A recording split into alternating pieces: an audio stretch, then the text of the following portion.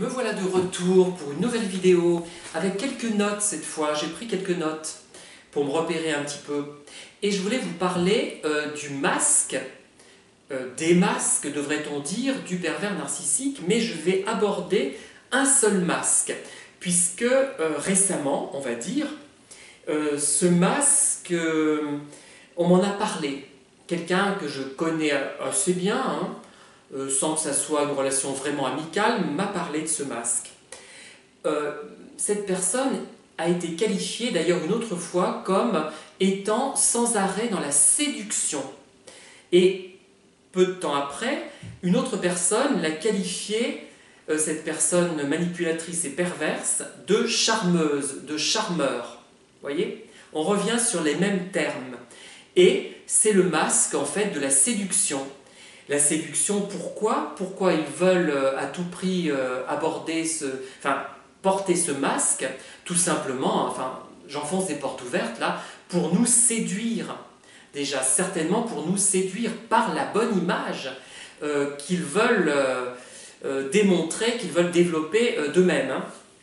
Ils veulent donc attirer l'attention aussi par cette image positive. Et dans certains cas, dans un contexte par exemple professionnel, c'est une manière de séduire la hiérarchie pour en obtenir des avantages, un avancement, pour être bien vu du patron, tout simplement. Et d'ailleurs, vous l'aurez peut-être remarqué, c'est que ces gens parfois communiquent très mal avec leurs collègues de même niveau ou inférieurs, encore moins quand ils sont inférieurs entre guillemets. Ils font de la rétention, non pas d'urine, mais d'informations. Oh, c'est de mauvais goût ça. C'est digne d'un pervers narcissique. Oh, c'est mauvais. Oubliez ça. Par contre, avec le supérieur hiérarchique, avec le patron, avec la patronne, alors là, la communication fonctionne bien. Et la séduction marche à plein. Ces gens sont perçus comme charmants, attentionnés. Ils se mettent en quatre parfois pour vous, hein, mais ils se mettent toujours en quatre pour des gens finalement qui ne sont pas vous d'ailleurs. Vous, comme vous êtes une victime idéale, vous cédez très vite. On cède très vite, on est cons un peu nous, hein, on est un peu nigo. Ils se vantent même, hein, ils se la jouent comme on dit, oh là là, mon Dieu, je suis débordé, je vais faire un burn-out. Vous voyez, c'est vraiment ça, hein,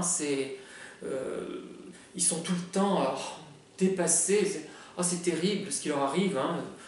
Ils veulent se faire remarquer, ils veulent qu'on les plaigne. Et ils ont une attitude qui consiste à adopter à nos mimiques, notre expression de visage, et aussi à déceler en nous ce qui nous tient à cœur et ce qu'on attend des personnes, en fait. Hein. Ils vont le décrypter et ils vont nous donner, en apparence du moins, par le discours, par le langage, ce que l'on attend d'une autre personne. Ce qui fait qu'ils vont être un peu interchangeables d'une personne à l'autre. Quoiqu'on a tous un petit peu les mêmes attentes au niveau affectif, au niveau relationnel, au niveau amical, au niveau amoureux, on a en gros les mêmes attentes, donc ce n'est pas très difficile pour eux de s'adapter. En même temps, cette attitude ne correspond pas réellement à ce qu'ils sont dans la réalité, et ce qui fait que ça leur demande beaucoup d'énergie, et peut-être seront-ils tentés, dès qu'ils verront que vous avez mordu à l'hameçon, de changer de masque et d'adopter un masque moins séduisant une fois que le poisson est harponné. Voilà, je vous remercie de m'avoir écouté et je vous dis à très bientôt pour de nouvelles vidéos.